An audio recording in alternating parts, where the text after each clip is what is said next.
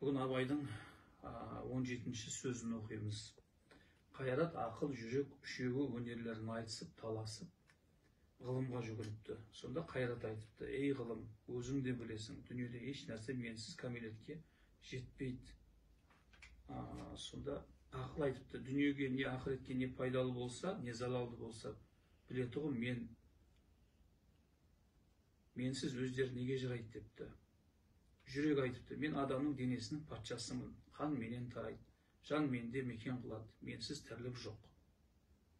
Сонда ғылым бұл үшеуінің сөзін тыңдап болып айтыпты: Қайрат, сенің қаруың көп, күшің мол, сенің де еркіңе жібермейді, орынды іске күшіңді аятпайды, орынсыз жерге қолыңды босатпайды.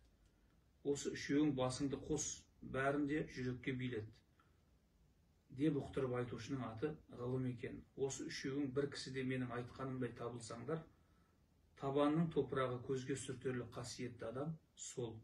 Үшеуің ала болсаң, мен жүректі жақтадым. Құдайшылық сонда қалпыңды таза сақта, Құдай тағала қалпыңа әрдайым қарайды деп кітаптың айтқаны осы депті. Қалып деп тұрғаны бұл жерде жүрек.